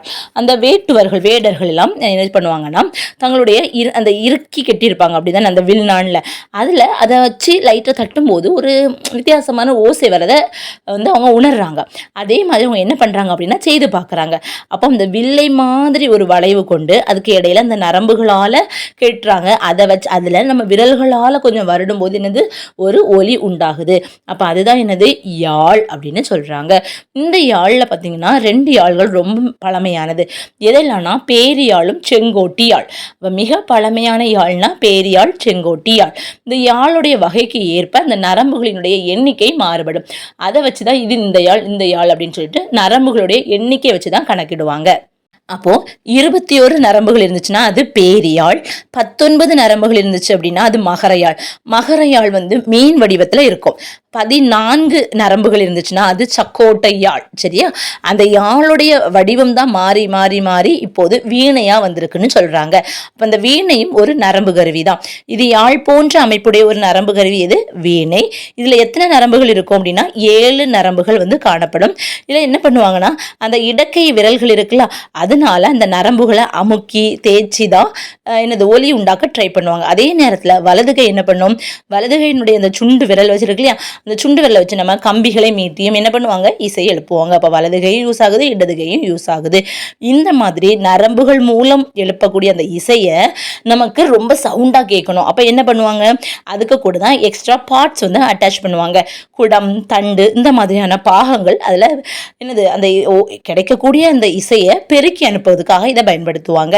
சரியா? அப்போ அந்த மகேந்திரவர்மன் அப்படின்னு சொல்லிட்டு ஒரு பல்லவ மன்னன் இருந்தான். இந்த பல்லவ மன்னன் பரிவாதினி என்னக்கூடிய ஒரு வீணையை வாசித்தான். இது ஒரு இம்பார்ட்டன்ட் கொஸ்டின், கேட்ட கொஸ்டின். சரியா? அப்ப மகேந்திரவர்ம பல்லவன் எந்த வீணையை வாசித்தான்? பரிவாதினி என்னும் வீணையை வாசித்தான். நெக்ஸ்ட் நம்ம எதுக்கு பார்க்குறோம்னா இலக்கணத்துக்கு போகிறோம். தொகை நிலைத்தொடர், தொகா நிலைத்தொடர். ஒரு எழுத்து தனியாக நிற்குது, இல்லை நிறைய எழுத்துக்கள் தொடர்ந்து வந்துக்கிட்டே இருந்து ஆனால் அது ஒரு பொருளை தருது அப்படின்னா அது என்னது? ஒரு சொல்லுன்னு சொல்லுவோம். இந்த சொற்கள் நிறைய தொடர்ந்து வந்துச்சு அப்படின்னு சொன்னால் அதை என்ன சொல்லுவாங்க? சொற்றொடர்னு சொல்லுவாங்க, அல்லது தொடர்னு சொல்லுவாங்க. இப்போ ஃபார் எக்ஸாம்பிள் பால், அது என்னது? ஒரு சொல், அப்படிதானா? பருகினான், இது ஒரு சொல். இந்த ரெண்டையும் சேர்த்து சொல்லுவோமா? பால் பருகினான். அப்போ இதுக்கு மீனிங் என்ன? இது ஒரு சொற்றொடர். ஆனால் பால் பருகினான்னு சொல்லுவோமா? பாலை குடிச்சான்ப்பா அப்படின்னு சொல்லுவோமா? பாலை குடிச்சான், அப்படி தானே? ஆனால் நம்ம எழுதும் போது பால் பருகினான், அதனுடைய மீனிங் என்ன? பாலை பருகினான். அப்போது பால் ஐ, ஐ என்பது என்னது? ஐகளுக்கும் இன்னதுக்குன்னு ஏற்கனவே நம்ம படிச்சிருக்கோம், அப்படி தானே? இரண்டாம் வேற்றுமை உருபு, அதுதான் ஐ. சரியா? நெக்ஸ்ட் பாருங்க, வெண்முத்து. வெண்முத்து, அப்போ இதை எப்படி பிரித்தெழுத முடியும்? வெண்மை கூட்டல் முத்து. அப்போ முத்துனா என்னது? வெள்ளை நிறத்தில் இருக்கக்கூடிய ஒரு முத்து, அப்படிதானா இதனுடைய மீனிங்? அப்போ எது மறைந்து வந்திருக்கு? மை என்னக்கூடிய விகுதி மறைந்து வந்திருக்கு. ஆனால் மறைந்து நின்னாலும் நமக்கு ஒரு பொருளை தருகிறது, அப்படிதானே? அப்போ இதே மாதிரி தான் ஒரு 2 சொற்கள் இருக்குன்னு வச்சுக்கோங்க. அந்த சொற்களுக்கு இடையில ஏதோ ஒரு வேற்றுமை உருபு. வேற்றுமை உருபுனா என்னது? ஐயாளுக்கும் இன்னது கண். அந்த வேற்றுமை உருபுகளாக இருக்கலாம், இல்லது வினை உருபுகளாக இருக்கலாம், இல்லது பண்பு உருபுகள். பண்பு உருபுகள் என்னது? இந்த மை விகுதி இருக்கும் இல்லையா, அது. வினை உருபுகள் என்னது? தள்ளல், அம்மை, கைவை, கூபு, உதி, சிவி, மை, காடு, அப்படிலாம் படிச்சிருக்கோம் இல்லையா, அது. இந்த உருபுகளோ தொக்கினா மறைந்து வந்தால் அது தொகை நிலை தொடர். ஓகேவா? அப்போ இந்த மாதிரியான இது வெளிப்படையாக வந்தால் அது தொகா நிலை தொடர்னு சொல்லுவாங்க. மறைந்து வந்துச்சுன்னா அதை நம்ம என்ன சொல்லுவாங்க? தொகை நிலை தொடர்னு சொல்லுவாங்க. இந்த தொகை நிலை தொடர் 6 வகைப்படும், மறந்துடக்கூடாது. தொகை நிலை தொடர் எத்தனை வகைப்படும்? 6 வகைப்படும். ஸோ அதில் தான் நம்ம இப்போ ஒன்றுன்னா பார்க்க போகிறோம். ஓகேவா? ஃபர்ஸ்ட் ஒன்று என்னென்னா வேற்றுமை தொகை. பேரை வச்சு நீங்கள் கண்டுபிடிச்சிருப்பீங்க, என்னது வேற்றுமை தொகைனா? 2 சொற்களுக்கு இடையில வேற்றுமை உருபு மறைந்து வந்து பொருள் தந்தால் அது என்னது? வேற்றுமை தொகை. எடுத்துக்காட்டு பார்த்துலாமா? திருக்குறள் படித்தாள், என்னது வரும்? திருக்குறளை படித்தாள். அப்போ என்னது? இது 2ஆம் வேற்றுமை தொகை. தலை வணங்கு, அப்போ என்ன சொல்லுவோம்? தலையால் வணங்கு. அப்போ ஆள் மறைந்து வந்திருக்கு, இது 3ஆம் வேற்றுமை தொகை. சிதம்பரம் சென்றான், இல்லது சென்னை சென்றான், சென்னைக்கு சென்றான். அப்போ கூ மறைஞ்சிருந்திருக்கு, அது என்னது? 4ஆம் வேற்றுமை தொகை. மலை வீழ் அருவி, மலையிலிருந்து வீழும் அருவி, அப்போ மலையின் வீழ் அருவி, இது என்னது? 5ஆம் வேற்றுமை தொகை. கம்பர் பாடல், கம்பரது பாடல் பாது, அப்போ கம்பர் அது என்னது? 6ஆம் வேற்றுமை தொகை. மலை குகை, மலை கண் குகை, மலையில் உள்ள என்னது? குகை, அப்போ இது என்னது? 7ஆம் வேற்றுமை தொகை. நெக்ஸ்ட் உருபும் பயனும் உடன் தொக்க தொகை. அதனால் என்னன்னு நம்ம பார்க்கலாம். சரியா?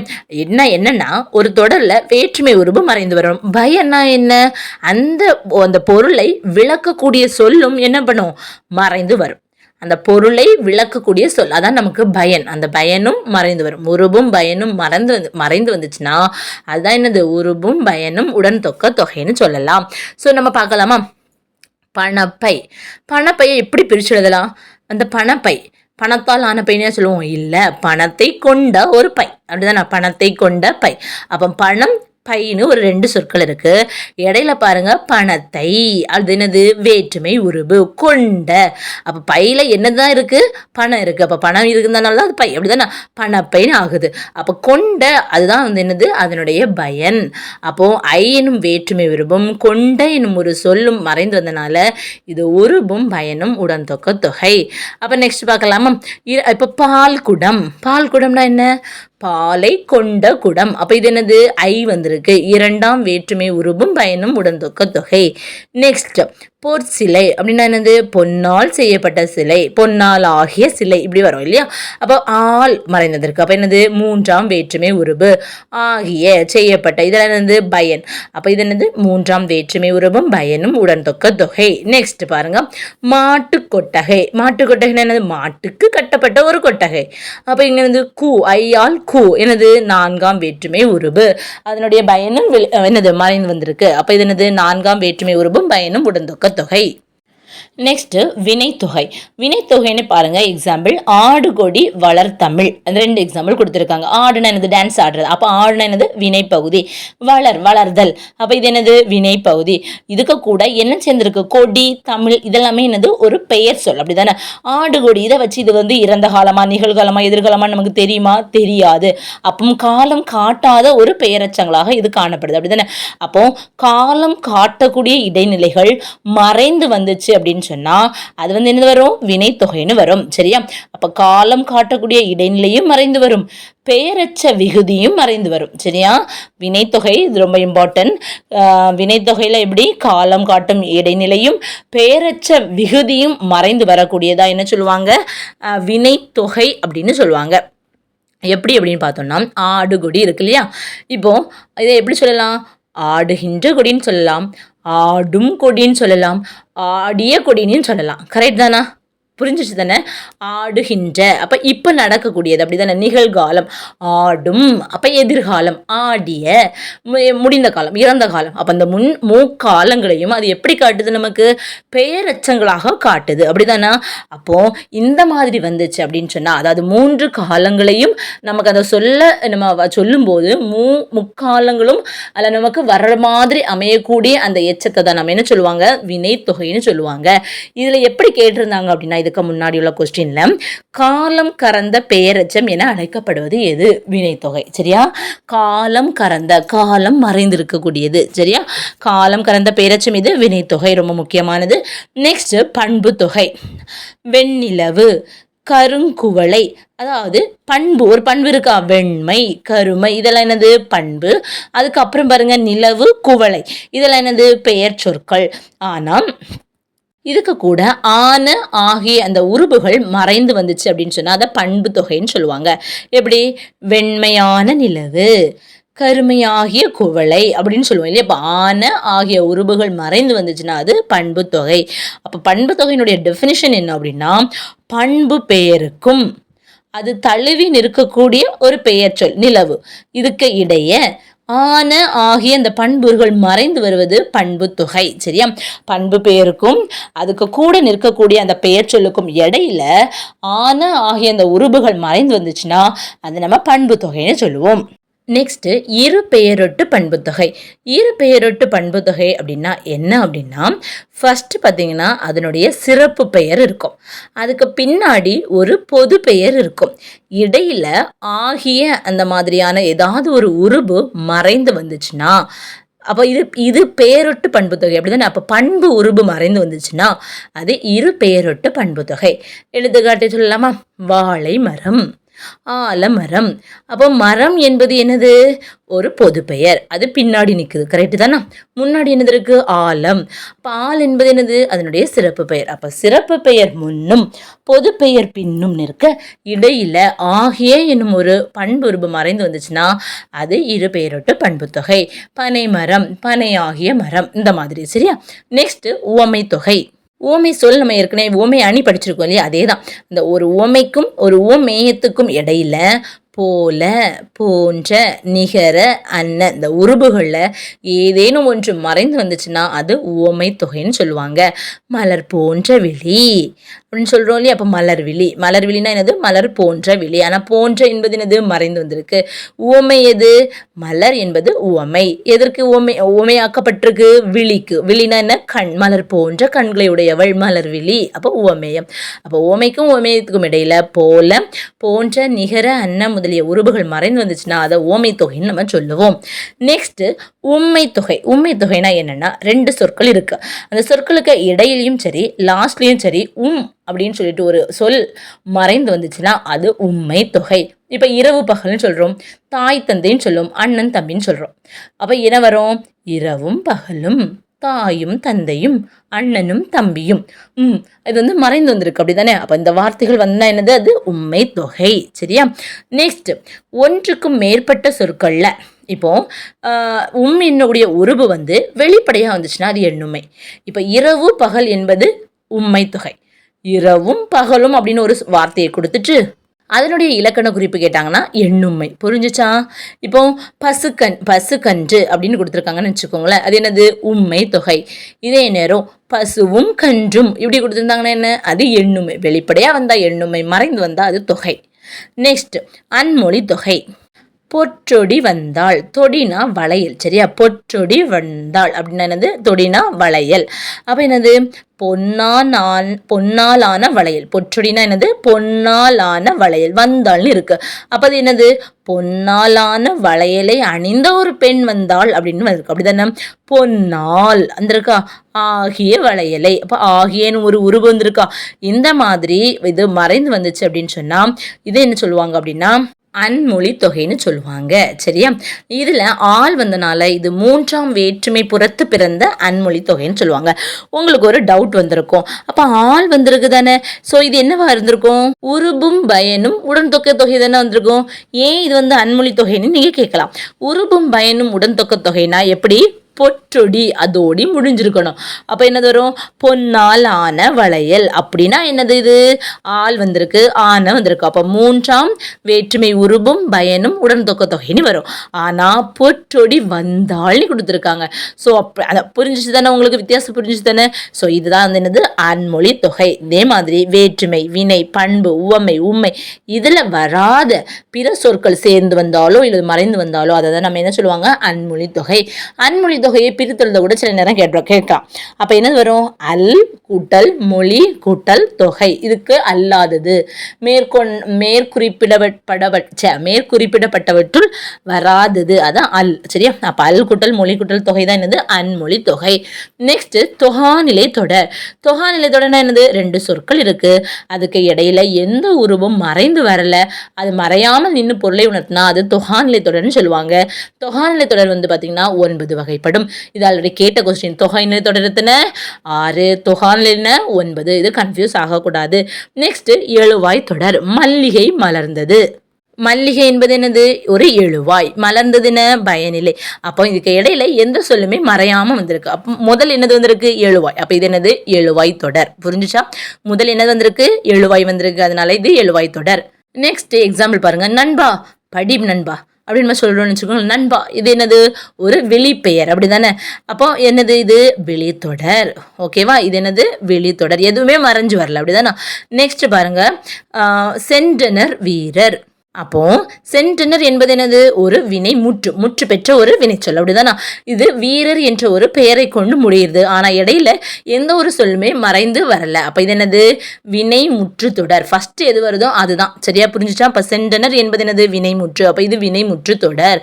நெக்ஸ்ட் நண்பா என்பது விழி. அப்ப இது விழி தொடர். மல்லிகை என்பது எழுவாய். அப்ப இது எழுவாய் தொடர். நெக்ஸ்ட் பாருங்க. வரைந்த ஓவியம். வரைந்த என்பது என்னது, ஒரு எச்ச வினை. ஆனா ஓவியம் என்பது என்னது, ஒரு பெயர் சொல். இதுக்கு இடையில எந்த சொல்லும் மறைந்து வரல, அதனால இது பெயரெச்ச தொடர். நெக்ஸ்ட் வினை எச்ச தொடர். இதுல எக்ஸாம்பிள் பாருங்க. தேடி பார்த்தான். தேடி என்பது என்னது, வினை எச்ச சொல். பார்த்தான் என்ற வினை முற்று சொல்ல கொண்டு முடிஞ்சனால இது என்னது, வினை எச்ச தொடர்.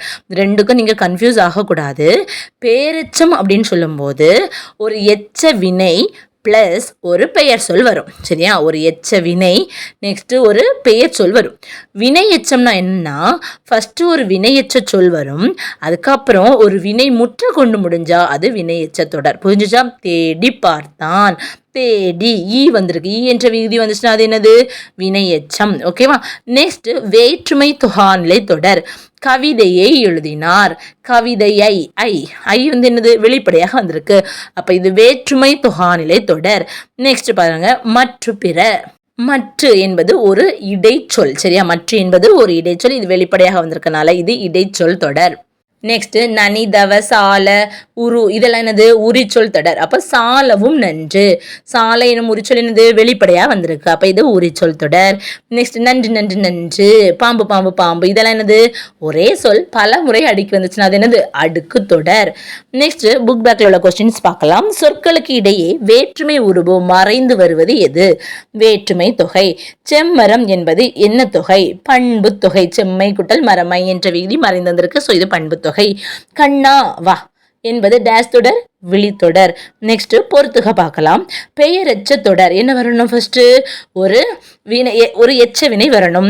நெக்ஸ்ட் வந்து என்ன வரணும்? ஒரு பெயர் சொல்லை கொண்டு முடியணும். அப்ப என்ன வரும்? எழுதிய பாடல். நெக்ஸ்ட் வினை எச்ச தொடர். பாடி முடித்தான். வினை முற்று தொடர். ஃபர்ஸ்ட் என்னது? ஒரு வினை முடிஞ்சிருக்கணும். அப்ப வினை முற்று சொல்லி எங்க இருக்கு? கார் குழலியா, புலவரே, பாடி, எழுதிய, வென்றான். வென்றான் இருக்கு. அப்ப என்னது? வினை முற்று தொடருக்கு வென்றான் சோழன். எழுவாய் தொடர். கார் குழலி படித்தாள். தொடர். புலவரே வருக. ஓகே தானா? நெக்ஸ்ட் பார்க்கலாமா? முல்லை நில மக்கள்கள் யாருன்னா ஆயர்கள். அந்த ஆயர்கள் குழல் ஊதுவதில் வல்லவர்கள். இந்த குழல் ஊதுவதில் வல்லவர்களான ஆயர்களினுடைய இசை திறத்தை தான் சம்பந்தரினுடைய திருப்பதிகம் விளக்குகிறது. அது மட்டும் பார்த்து வச்சுக்கோங்க. சரியா? ஆயர்களினுடைய இசை திறத்தை விளக்குவது என்னது? சம்பந்தரினுடைய திருப்பதிகம் விளக்குகிறது. நெக்ஸ்ட் இணை சொற்கள். இணை சொற்கள்னா என்ன அப்படின்னா, ஒரு தொடர்களில் சில சொற்கள் வந்து சேர்ந்து என்னது? பாராட்டி சீராட்டி வளர்த்தாங்கப்பா எங்க அம்மா அப்படின்னு சொல்லுவோம் இல்லையா?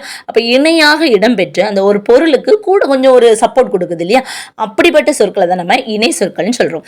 இணை சொற்கள்ல பாத்தீங்கன்னா 3 வகைகள் இருக்கு. நேர் இணை இருக்கு, எதிரிணை இருக்கு, செறி இணைன்னு இருக்கு. அப்ப இணை சொற்கள் எத்தனை வகைப்படும்? 3 வகைப்படும்.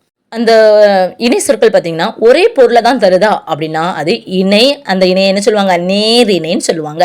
இல்லை எதிர் பொருளை தருதா அப்போ அது என்ன சொல்லுவாங்க? எதிர் இணைன்னு சொல்லுவாங்க. இல்லை அந்த பொருளினுடைய செறிவு, அந்த தன்மையை குறிக்குதான் அப்படின்னா அது செறி இணைன்னு சொல்லுவாங்க. செறிவு அல்லது தன்மையினை குறிச்சுனா அது என்னது? செறி இணை. அப்போ பாருங்க, சீரும் சிறப்பும் பேரும் புகழும் ரெண்டுமே என்னது? நேரிணை. எப்போ எதிரிணைனா எப்படி இருக்கும்? இரவும் பகலும். அப்ப இரவு பகல். அப்ப என்னது? இரவு அதுக்கு ஆப்போசிட் தான் என்னது? பகல் வரும். அப்ப இது என்னது? எதிரிணை. உயர்வு தாழ்வு எதிரிணை. சரி இணைனா என்ன? இந்த கலர்கள் எல்லாம் வரும்ல, பச்சை பசேன்னு இருக்குப்பா, வெள்ளை வெள்ளையிலன்னு இருக்கு வானம் அப்படின்லாம் சொல்றோம் இல்லையா? ஸோ இதுதான் வந்து சரி இணை. இந்த எக்ஸாம்பிள் மட்டும் பார்த்து வச்சுக்கோங்க. நேர் இன்னைக்கு இன்னும் இது எக்ஸாம்பிள் பார்க்கலாமா? வாடி வதங்கி, நட்ட நடுவில், உற்றார் உறவினர். நெக்ஸ்ட் பட்டி தொட்டி. எதிரினை என்னென்ன? விருப்பு வெறுப்பு, காலை மாலை, உள்ளும் புறம்பும், மேடு பள்ளம், இதெல்லாம். சரி இன்னைக்கு இன்னொரு எக்ஸாம்பிள் பார்க்கலாமா? கண்ணங்கரேல். புரிஞ்சிச்சா உங்களுக்கு? இந்த மாதிரி வரக்கூடியது தான் என்னது? இணை சொற்கள்னு நம்ம சொல்லுவோம். நெக்ஸ்ட் பார்க்கலாம். கழுத்து புதல்ல 19 நரம்புகளை கொண்ட யாழ் எது? ஏற்கனவே படிச்சதுலேருந்து மகர யாழ். ஒன்றோடு ஒன்று மோதி இசைக்கப்படுவது என்னது? கஞ்சக்கருவி. சிறிய வகை உடுக்கை என்ன சொல்லுவாங்க? குடுகுடுப்பை. பறை என்பது என்ன? ஒரு தோல் கருவி. முதல் கருவி என பெயர் பெற்றது எது? மத்தளம். யாழிலிருந்து உருவான பிற்கால கருவி எது? இணை. இயற்கை கருவி எது? சங்கு. விலங்கின் உறுப்பை பெயராக கொண்ட ஒரு கருவி கொம்பு. வட்டமான மணி போன்ற கருவி என்ன? சேக்கண்டி. 5 வாய்களை கொண்டது குடமுழா. இது சென்னை அருங்காட்சியகத்தில் இருக்கு, படிச்சோம் இல்லையா? இசை கருவிகளை இசைத்து பாடல் பாடுவோர் யாரு? பாணர். மூங்கிலால் செய்யப்படும் காற்று கருவி என்ன? குழல். வீணையில் உள்ள நரம்புகளின் எண்ணிக்கை எத்தனை? 7. திருமணத்தின் போது கொட்டக்கூடிய முரசு என்ன? மணமுரசு. ஓகேவா? நெக்ஸ்ட் தமிழ் டு இங்கிலீஷ் பார்க்கலாம். கைவினை பொருட்கள் கிராஃப்ட். புல்லாங்குழல் ஃப்ளூட். முரசு ட்ரம். கூடை முடைதல் பேஸ்கட்ரி. பின்னுதல் நிட்டிங். கொம்பு ஹார்ன். கைவினைஞர் ஆர்டிஷன். சடங்கு ரிட். இந்த லெசன் கொஞ்சம் பெரிய லெசன் தான். சரியா? திருக்குறள். ஃபர்ஸ்ட் தெரிந்து வினையாடல். செய்வானை நாடி வினை நாடி காலத்தோடு எய்த உணர்ந்து செயல். என்ன சொல்றாங்க அப்படின்னா, ஒரு செயலை நம்ம நிறைவேற்றணும்னா அதுக்கு என்னென்ன தேவை? செயலாற்றும் திறனுடையவரை நம்ம செலக்ட் பண்ணிக்கணும். எனக்கு இப்போ ஒரு காரியம் ஆகணும், அப்போ நான் யார்கிட்ட போய் கேட்கணும் அப்படின்னா, அந்த செயலை முடித்து தரும் திறனுடையவராக இருக்கிறாரா, அந்த செய்ய வேண்டிய செயல் எப்படிப்பட்ட செயல், அதுக்குள்ள காலம் என்ன, இந்த மூன்றையும் ஆராய்ந்து தான் ஒரு செயலை நிறைவேற்றணுமோ அல்லது அந்த செயலை ஒப்படைக்கணும்னு சொல்றாங்க. செய்வானை நாடணும், அதுக்கப்புறம் வினை நாடணும், நெக்ஸ்ட் காலமும் தெரிஞ்சுக்கணும், எய்த உணர்ந்து செயல், நெக்ஸ்ட் இதனால் இவன் முடிக்கும் என்று ஆய்ந்து அதனை அவன் கண் விடல். இந்த செயல் நம்ம செய்யணும்னா இவரால தான் முடியும் அப்படின்னு நம்ம நல்ல ரிசர்ச் பண்ணி ஆராய்ந்து அந்த செயலை அவர்கிட்ட ஒப்படைக்கணும். அப்பதான் நமக்கு எந்த ஒரு கஷ்டமும் வராது. நெக்ஸ்ட் செங்கோன்மை, ஓர்ந்து கண்ணோடாது இறை புரிந்து யார் மாட்டும் தேர்ந்து செய்வதே முறை. என்ன சொல்றாங்கன்னா, எதையுமே நல்லா ஆராய்ந்து பார்த்து ஒரு பக்கம் சாயாமல நடுநிலையில நின்று நடத்துவது தான் ஒரு சிறந்த ஆட்சியாக அமையும் சொல்றாங்க. இப்போ உள்ள அரசாட்சிகளுக்கு என்னது, இப்போ உள்ள ஆட்சி முறைகளுக்கு இது ஒரு சரியான ஒரு குரலாக அமையும். அப்படிதானே, எதையும் என்ன பண்ணணும், நன்கு ஆராய்ந்து பார்த்து தான் என்னது ஒரு முடிவெடுக்கணும். நெக்ஸ்ட் இறை காக்கும் வையகம் எல்லாம் அவனை முறை காக்கும் முட்டாச்செயின். என்னன்னா, உலகத்து உயிர்களை எல்லாம் யார் காப்பாற்றுவாங்க, அரசர் காப்பாற்றுவார். அப்போ அவரை யார் காப்பாற்றும், அவருடைய குற்றமற்ற ஆட்சி காப்பாற்றும். புரிஞ்சுச்சாம்? அரசர், அதாவது இந்த காலத்துல ஒரு பிரைம் மினிஸ்டரா இருக்கலாம், இல்லை சீஃப் மினிஸ்டரா இருக்கலாம். அவங்க தான் என்ன பண்ணுவாங்க, அந்த நாடையோ இல்லை அந்த ஸ்டேட்ல உள்ள மக்களையோ காப்பாற்றுவாங்க. ஆனா அந்த பிஎம்ஐயோ இல்லை அந்த சீஃப் மினிஸ்டரையோ யார் காப்பாற்றுவாங்க, அவருடைய அந்த குற்றமற்ற ஆட்சி. இது ஒரு 1 மார்க். சரியா? நெக்ஸ்ட் வெறுவந்த செய்யாமை, தக்காங்கு நாடி தலை செல்லா வண்ணத்தால் ஒத்தாங்கு ஒருப்பது வேந்து. என்ன சொல்றாங்கன்னா, ஒருவர் செய்த குற்றத்தை நம்ம ஆராய்ந்து பார்க்கணும். அந்த குற்றத்தை அவர் மீண்டும் செய்யாத அளவுக்கு தான் நம்ம என்னது தண்டனை கொடுக்கணும். அப்படி நம்மளுடைய இந்தியாவில் இருக்கா? கிடையாது. அப்படிதானே, எந்த ஒரு தப்பு செய்தாலும் திரும்பவும் பெயில் கிடைக்கும், எல்லாமே கிடைக்கிற மாதிரி தான் இந்த தப்புகள் ஓட்டைகள் எல்லாமே இருந்துட்டு இருக்கு. ஆனால் ஒரு அரசனினுடைய கடமையாக 2000 ஆண்டுகளுக்கு முன்பாக வாழ்ந்த திருவள்ளுவர் என்ன சொல்றாரு, ஒருவர் செய்த குற்றத்தை முறையாக ஆராய்ந்து மீண்டும் குற்றம் செய்யாதவாறு தண்டிக்கணும்னு சொல்றாரு. நெக்ஸ்ட் இறை கடியன் என்று உரைக்கும் இன்னா சொல்வேந்தன் உரை கடுகி ஒல்லை கெடும்.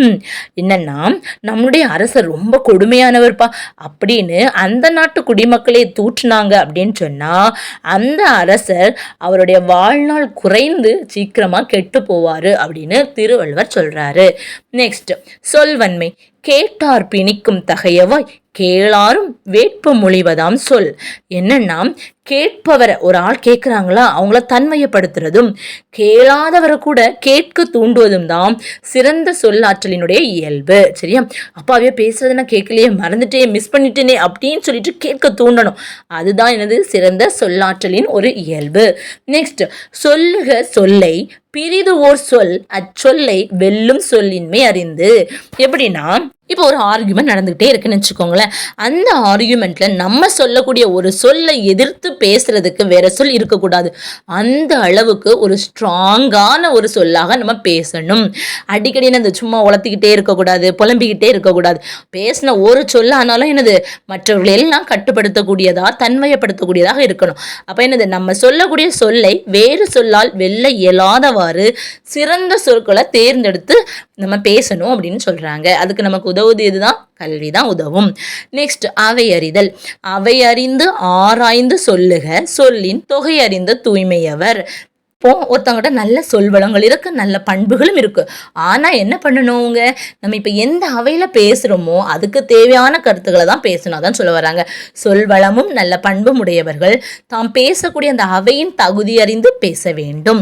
நெக்ஸ்ட் கற்று அறிந்தார் கல்வி விளங்கும் கசடர சொல் திரிதல் வல்லார் அகத்து. இப்போ நான் பேசுகிறேன் அப்படின்னு சொன்னால் என்னை விட அறிவு குறைந்தவர்களுக்கு முன்னாடி பேசுகிறத விட அந்த சொற்களை ஆராய்ந்து பார்க்கக்கூடிய சிறந்த அறிஞர்கள் இருக்கக்கூடிய அவையில் நான் பேசினேன் அப்படின்னு சொன்னால் நம்மளுடைய அந்த கல்வி என்னது பெருமை அடையும் அப்படின்னு திருவள்ளுவர் சொல்கிறாங்க. புக் பேக்கில் வந்து பார்க்கலாம். அரசரை அவரது டேஸ் காப்பாற்றும், இப்போ தான் பார்த்தோம், குற்றமற்ற ஆட்சி. நெக்ஸ்ட் சொல் வளமும் நற்பண்பும் உடையவர்கள் தாம் பேசும் டேஸ் தகுதி அறிந்து பேச வேண்டும் அவையின். நெக்ஸ்ட் கண்ணோட பிரித்தெழுதும் போது கண் கூட்டல் ஓடாது. கசடர, கசடு கூட்டல் அற. என்று கூட்டல் ஆய்ந்து, என்றாய்ந்து. இப்போ நான் நிகழ்வு சொல்கிறேன். இதுக்கு பொருத்தமான ஒரு குறள், ஒரு 3 ஆப்ஷனும் கொடுக்கேன். அதில் எந்த குறள் வந்து சூட் ஆகும் அப்படின்னு சொல்லிட்டு நீங்கள் எனக்கு ஆன்சர் பண்ணணும், சரியா? ஸோ இந்த வீடியோவை, இது ஒரு லென்த்தி வீடியோ தான். இந்த வீடியோவை நீங்கள் ஃபுல்லும் பார்த்தா மட்டும்தான் இதுக்கு வந்து ஆன்சர் பண்ண முடியும். ஸோ இது மூலமாக நான் தெரிஞ்சுப்பேன் எத்தனை பேர் இந்த வீடியோவை பார்க்குறீங்க அப்படின்னு. நீங்கள் பார்த்தாலும் பார்க்கட்டாலும் நான் என்னுடைய கடமையை நான் செய்துகிட்டே தான் இருப்பேன், சரியா? ஸோ நம்ம இப்போ பார்க்கலாம் அந்த நிகழ்வுகளை. பள்ளி ஆண்டு விழா ஆலோசனை கூட்டம் நடைபெற்றது. அதில் கலைக்குழு தலைவராக யாரை தேர்ந்தெடுப்பது என்று பேசப்பட்டது. ஆசிரியர்கள் பள்ளி மாணவர் தலைவன் செழியனை பரிந்துரைத்தனர். தலைமை ஆசிரியர் செழியன் மாணவர் தலைவனாக இருக்கிறான். ஆனால் இது கலைக்குழுவிற்கான தலைவர் பதவி. நடனம், இசை, நாடகம் என அனைத்து துறைகளிலும் ஆர்வமுள்ள ஒருவரே இதற்கு தகுதியானவர். எனவே என்னுடைய தேர்வு கலையரசன் என்று நன்கு ஆராய்ந்து கூறினார். ஆசிரியர்கள் அனைவரும் சிறந்த தேர்வு என்று மகிழ்ந்தனர். ஒரு 3 குறள் கொடுக்கிறேன். அவை அறிந்த ஆராய்ந்து சொல்லுக, சொல்லின் தொகை அறிந்த தூய்மையவர். செகண்ட் குறள், இதனை இதனால் இவன் முடிக்கும் என்று ஆய்ந்து அதனை அவன் கண் விடல்.